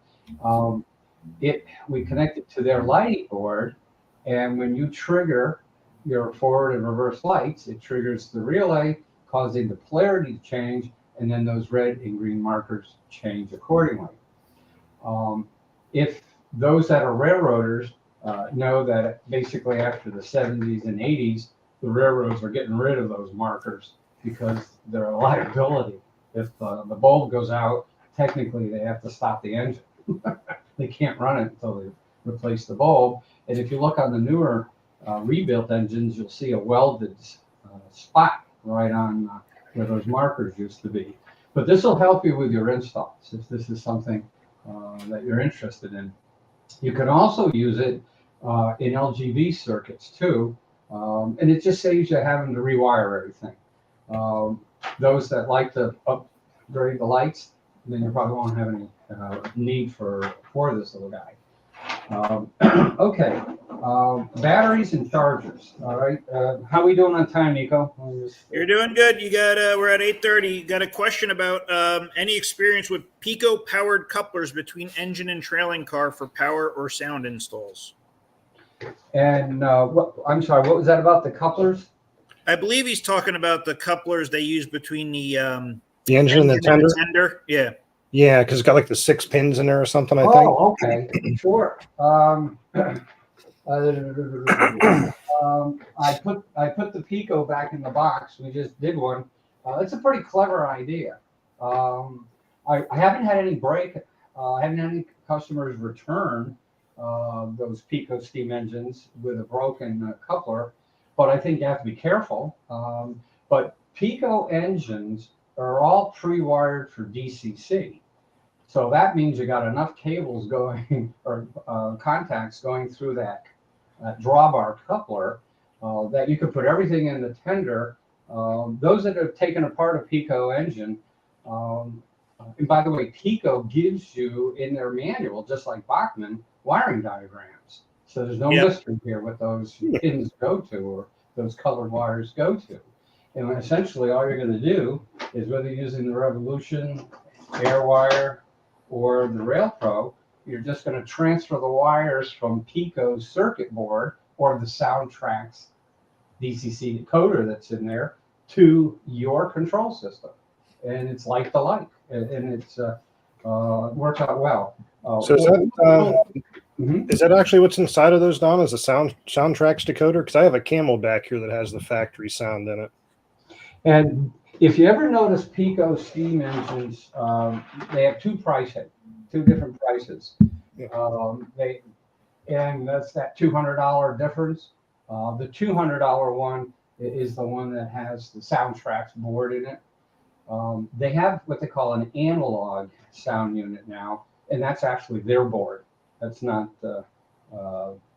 They changed over. They used to be Soundtracks, but so they but they're DCC. They're still DCC.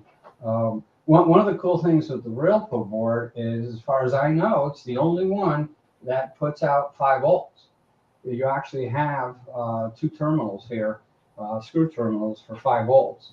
So those of us that are changing to LEDs makes your life a lot easier now that you've got 5 volts on board. And there's one thing I haven't figured out, you electrical engineers can probably tell me, and that is this board supports 5 volts and battery or track voltage at the same time to your lighting circuits. So a lot of times when we have just 5, for example, on older USA locos, they might have LEDs in there. We use the 5 volt tap. They might have bulbs, which are track voltage. We use this plus V voltage tap. So it's amazing. Like I said, I won't do a commercial now on Railpro, but we're using it. Let's see. Were there any other questions? Because I'm just slightly away from the screen. Somebody asked, do you have the Pico Taurus painted as the ACS 64? Let's see. You still have the Pico Taurus paint? Yes, I do, Steve. And Steve, look at this.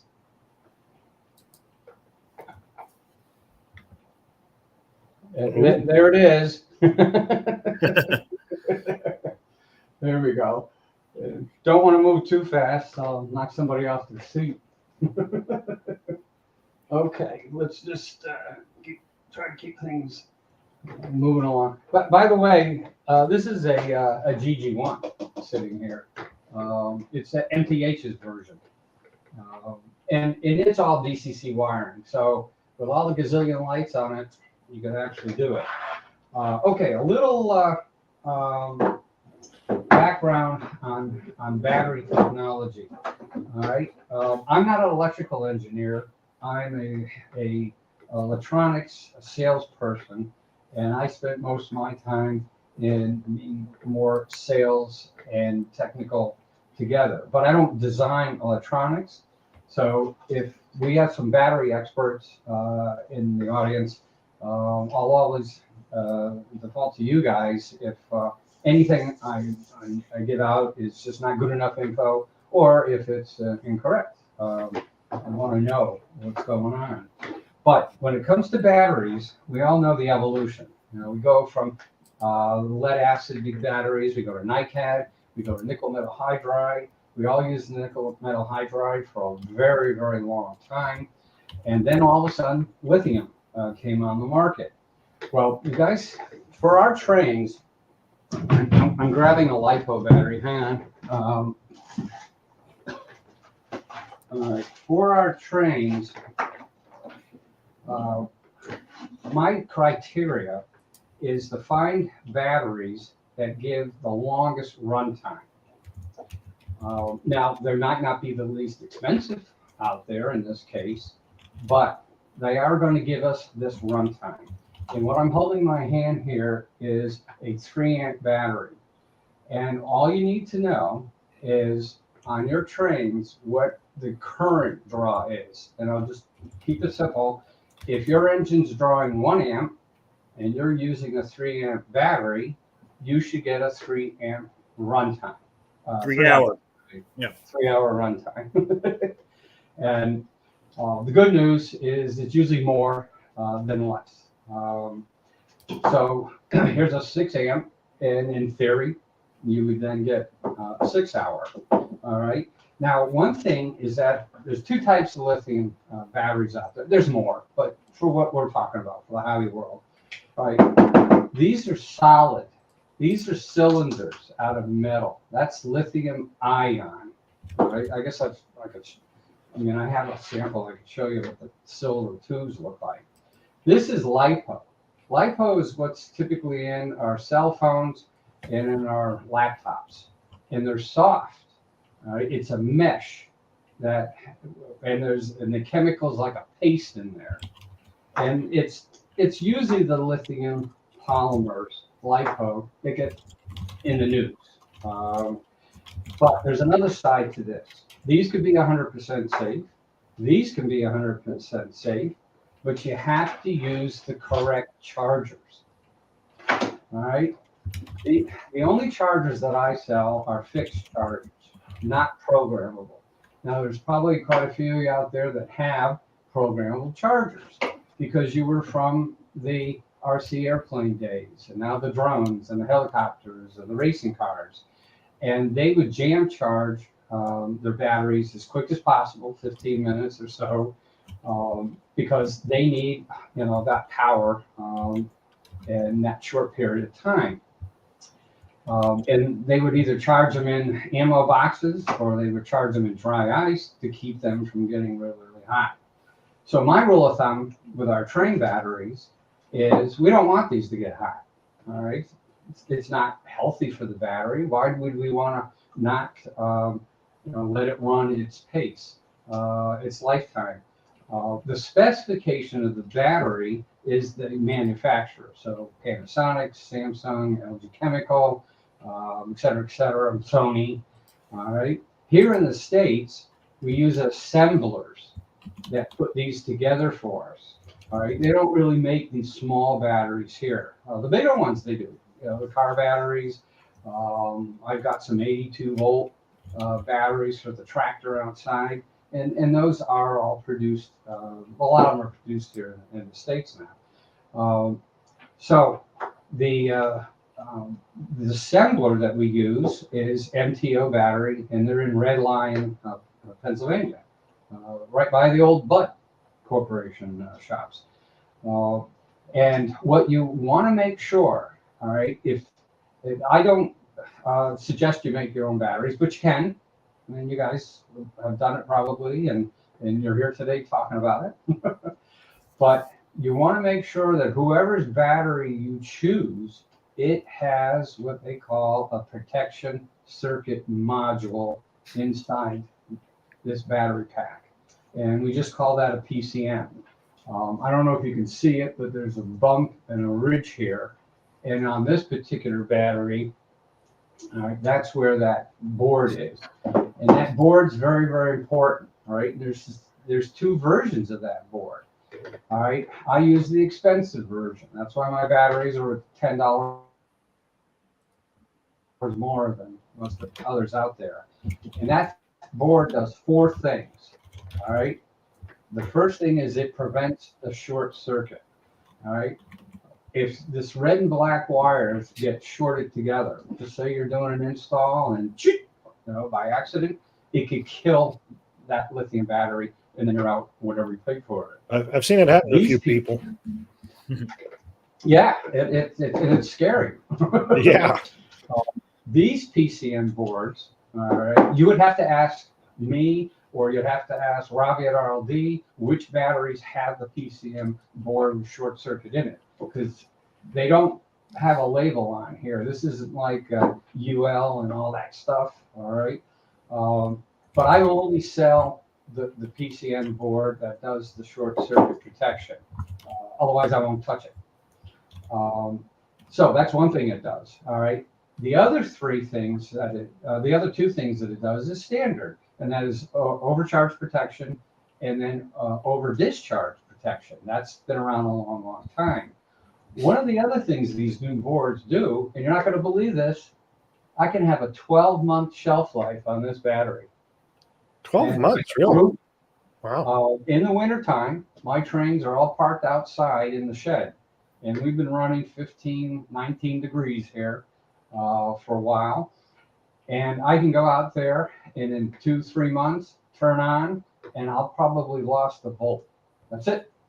So this PCM board has a little bit of help for us so that it protects that battery, because we don't want the battery to go flat. Obviously, that's not good for the chemistry in here. So without getting too technical, but that's some of the differences. Now, the LiPo batteries, these are made by a gentleman in California called Dead Rail Installs. And this is the biggest one. He's an HO guy. He's not a G-scaler, but you can use some of his stuff. And he does have a protection circuit in here. And Pete, he comes from the battery world. He knows what he's doing. He's the only one that makes these that I found in the U.S., this little battery. So the HO guys are now putting RailPro with these batteries in their trains. So that's pretty cool. So enough said there on the lithium. As you can see, we have 22 different varieties, 22 different shapes to fit into those particular engines. So when you need a install kit from me, and I talk about the wiring harness, we talk about what battery you want, because the batteries come in different voltages. I'm rushing a little bit here because we don't have so much time. We have 18.5, we have 14.8. What I have found, the big difference in the voltage is just speed. All right. However, we all know nowadays with all the variety of diesels that we have, they run a little slower, obviously, at 14.8. And when you're pulling a long train outdoors, you want a little more zip. So that's where that 18 volts, I think, can help you with that zip. Remember, the 6 amp versus the 3 amp is runtime.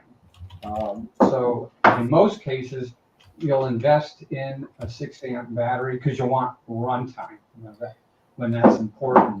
The way I always explain it, Don, with the battery is like the amperage is your gas tank, and the voltage is your motor size. Whether you have a 4-cylinder or a 6-cylinder.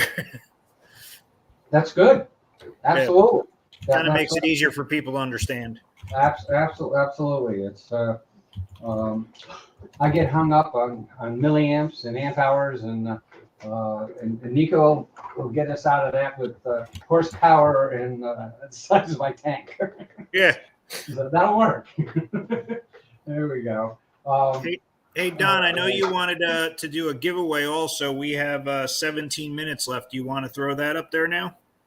And sure, we can do that, and then I can rotate around and just show how some of these things look installed. Yeah, that'd be great. All right, and so the giveaway tonight, are you going to announce it, or you want? No, you do it. It's your giveaway. You do it. All right, and I have this empty box to give away. Oh, my cat would love it. And anybody want a RailPro module? Oh man, this is making you crazy now.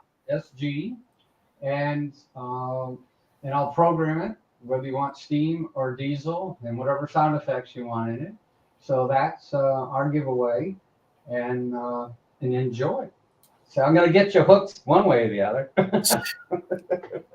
Yeah, so you gonna do the hashtag RCS? And yeah, there you go. I can do that. Let me see here. And that's a very, very generous giveaway, Don. Thank you very much. There we go. Well, they all know I really believe. As an installer, I just think the RailPro system is just finally, it's so advanced, and there's so much you can do with it, and we can get more into that a little later. It's while don't start entering yet, guys. We haven't started it yet. Hold on. Oh, okay. And well, technically, I had Nico because I've been extra prepared tonight. Whoa. And I'm going to turn the camera around and just show a couple of installs while you're running that. Yeah, sounds good. Yeah. That'll be all right. Okay. Yeah, that'll be great. All right. And we're actually going to use the RailPro system here. So what I'm going to do, and buckle your seatbelts here because I got to move the camera. Oh man, my office chair didn't come with a seatbelt, Don. You didn't warn me ahead of time. There we go. Let me see how we're doing. Okay. All right. So what we got here is we have a USA S4. Ooh, Jersey. And then we have an SD70. And the SD70 is a work in progress. The S4 is done. And what I wanted to just show you is how those install pieces work. So on the SD40, there we go, you can see how here's that extra long jack in the fuel tank, and it sticks out just enough through that filler hole that you can get the nut on. And maybe the best thing to do is to paint it black so it blends in and nobody knows where it is. I saw a few postings recently, and people were asking questions. Well, where do you mount the switches? And what we do on USA locos, whether it's, I don't know if you can see it right there. Yeah, there's whether it's any of the SDs or any of the GP series, I usually mount the on-off switch on the fuel tank, like most of the I think do, behind the wheels. This way, it's just out of sight. And then the charge jack can go here, or the charge jack could go on the rear pilot.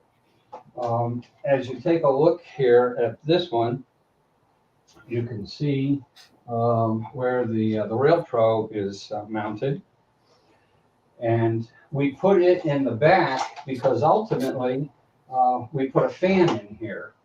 And I don't know if you can see it, it's pretty dark here, but there's a fan in there. And you can get 40 millimeter or 50 millimeter fans really inexpensively, on Amazon. And you can buy, 4 or 5 at a time. They come in a box. Might be $20 for those. And they will fit right into the fan on the top of any of the SDs or the GP series USA locos, and even in the other engines too, whether it's aristo-craft. LGV, by the way, is sealed. If you all remember, LGV used to have ads showing the train running through water, or they even dunked it into a fishbowl. I don't know. I forgot about those. Yeah. So there is no venting, and I don't cut somebody's engine up. That's if somebody wanted that type of a fan, I'll make arrangements to get that done. But The cool thing too is you put the fan in there and then your fan spins. that's right. Yeah. It's just going around. Now some folks on the Rail Pro have put heat sinks on there, and that's good too. Heat sinks are not very expensive. You want to get the black anodized ones. I've got some, but they just go on there. And they come with the sticky thermal tape. So you buy that version. And heat sinks are $3-4. The only time they're under $1 is when you buy like hundreds of them. So we mount the Rail Pro in the rear for ventilation. That's why it's over here. And then the battery, this particular battery, you can just Velcro it right onto the frame. You'll notice on this one that I did remove the lighting circuit board. This is the new version of the SD40, and it comes with all the wires now.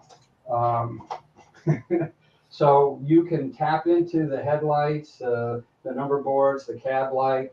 It doesn't have bicolor markers, so we don't need a relay. So you're not going to see a relay in this one. But you can turn the markers on and off. There's green in the front and red in the back. So you can toggle those on and off where you want. So this is a pretty straightforward, I call it a clean installation. Because there's not too many wires. You don't have to worry about it too much. Now, this guy here is one heck of a challenge. I don't know how many of you have done an S4. I have one I haven't opened up yet, so I'm curious to know. But it's let me just slide this out of the way a little bit. It took a little bit of thought because this is an Alco, and Alcos didn't have fuel tanks on the bottom. Their fuel tank was up here. Heaven help you, right? Sitting right next to it. And you got your battery boxes and you got your air tanks. So what we did on this one, we mounted the on-off switch right in the exhaust stack. So it fits right in. Can you see? Yep, it fits right there. So we can turn that baby on. And some other surprises. Oh, This is the only USA loco that uses an oval vertical mounted speaker. And believe me, it was like, now are we going to fit everything? And I even have to nip the ears a little bit to get it to go back down because it's such a tight fit. So what you have here is, this is one of our older batteries that's out there. That's why it's a different color than the black ones. And I think some of you, Taya and the others, know about cordless renovations. They used to make all our batteries. Now we switched over to MTO. Cordless renovations gone. But it all fits here. It's the same, same size as the little black one that we have. And then this is your Phoenix sold these speakers. But by the way, when it comes to speakers, there's a company called Parts Express out of Ohio. Phenomenal store if you haven't checked it out yet. They have Ohio speaker you can imagine. So hopefully some of you are familiar with that. And you can get Visiton brand, and that's what we use. And I just took a consensus of folks, and they really like the sound out of it. So we've been able to upgrade speakers that way. Here you can see the Rail Pro in the middle. And there's a lot more wires this time because you have to rewire the lighting. So, but we get into all that. I didn't want to spend too much time on that part. And then the charge jack on this can go in two places. This particular customer wanted the backup for extra runtime because you only have a 3-hour battery, so they wanted it in a boxcar. And if you can see it, there's the charge jack. Otherwise, the charge jack can go over here as well.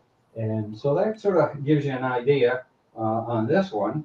And do we have a couple more minutes? Oh, yeah. We're at 8:53. You want to do the giveaway? And sure, please do that. And I'm just going to move the camera while you're running that up. Yeah, go ahead. All right. So we got 66 people, it looks like, that entered into that.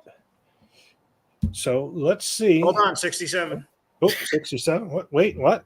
All right, have you worried there for a minute. I was going to enter really quick. Steve Heavyside snuck in there. All right. So let's see who's going to win. It's a Rail Pro. I get these numbers confused. A LM. It's a 4. Yeah, it's a number 4. It's a 4. And the G version. So let's see who our winner is going to be. Oh, and Kenneth Dugan snuck in there for number 68 on the entry. And who's it going to be? Oh, wait a minute. Wow. Look at that. Now I think this is set up. I got nothing to do with that. And, it's well, congratulations, Cody. I guess you need another one.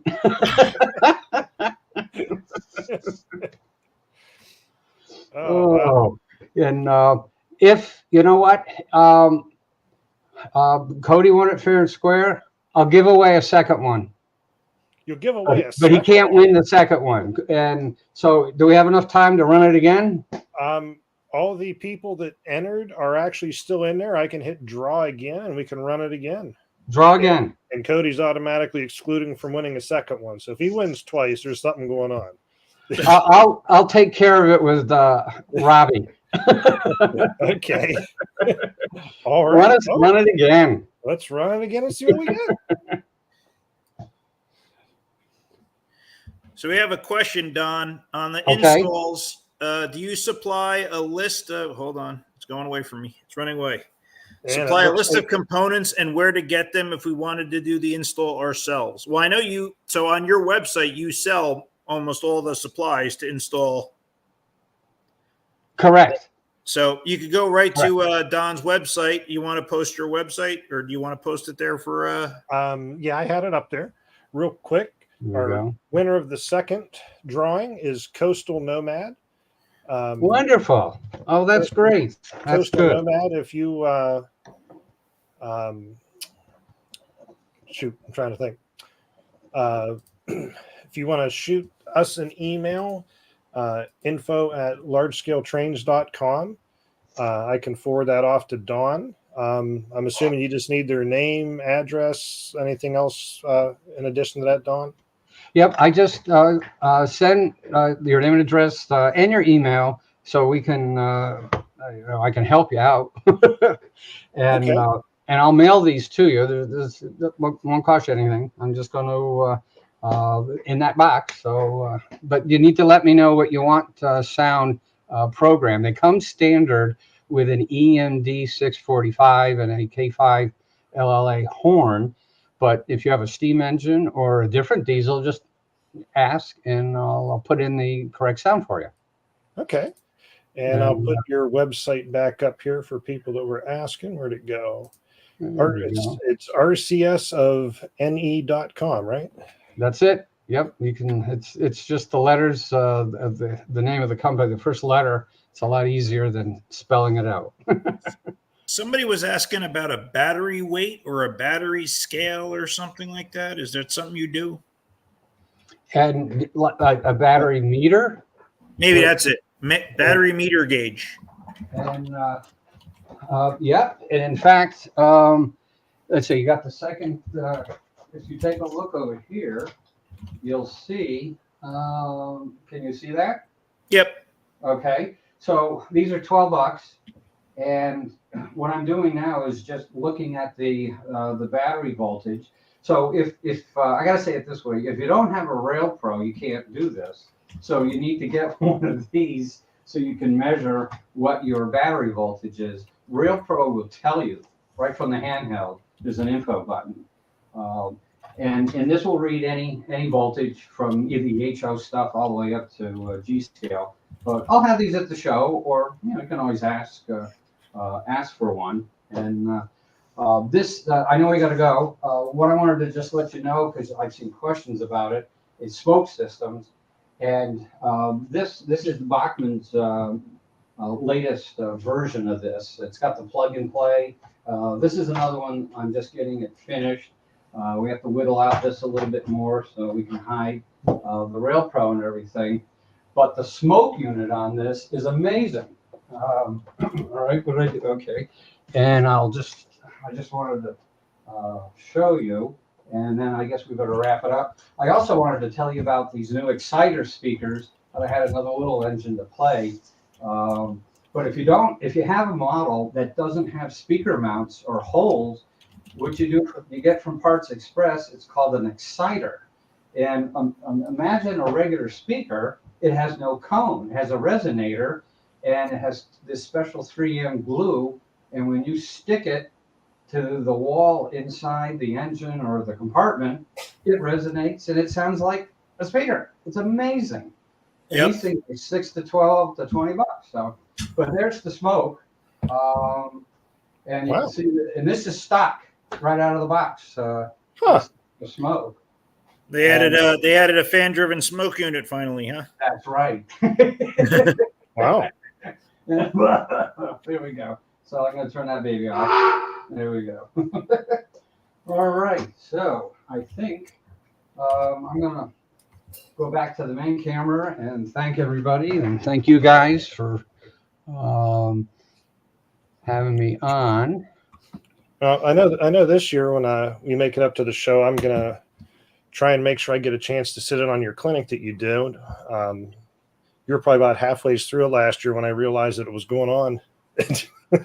I'm going to have my friend TJ record it. I do have a little video camera, so this time, because I do it on Saturday, part 1, and then part 2 on Sunday morning. Okay. And I'll record it, and then I'll post it from my website. I can handle a big video. So,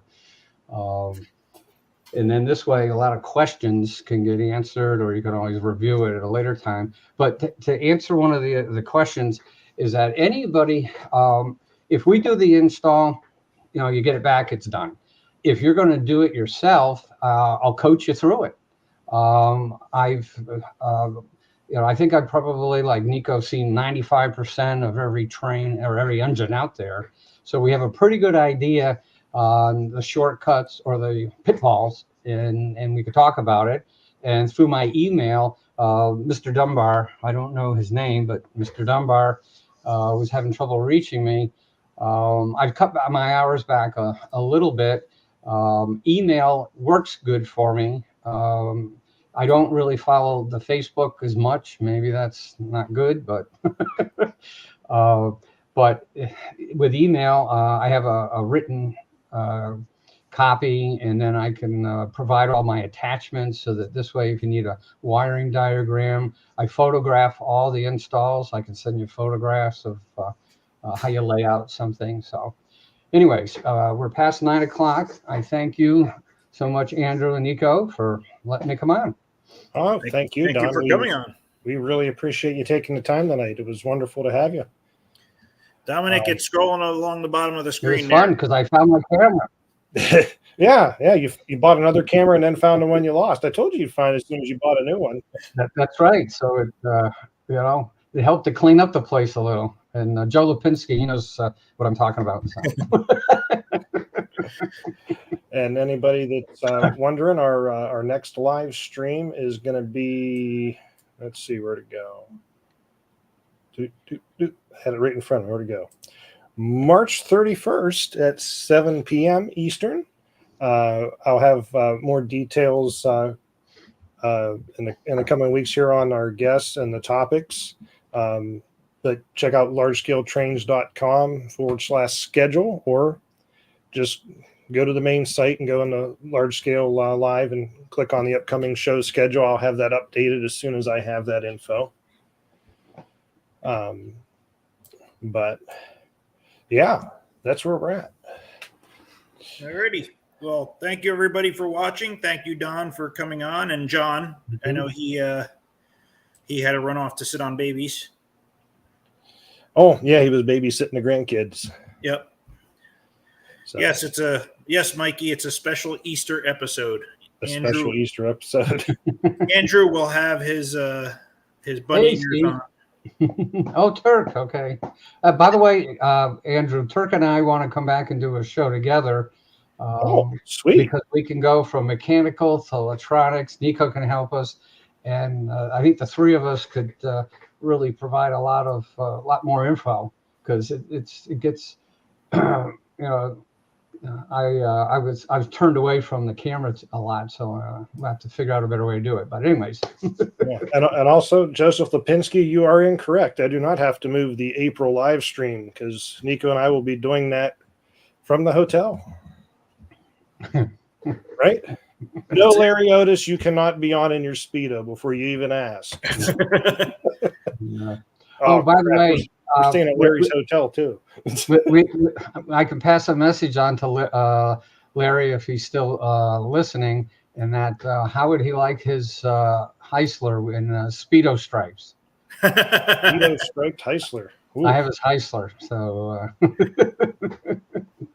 Interesting. There we go. Because we didn't have time to get into some of the cool stuff. I got some English engines here that people just never get to see. So yeah, we'll have you back on. Well, that's it. We got some more stuff to talk about. So thanks again. Yeah.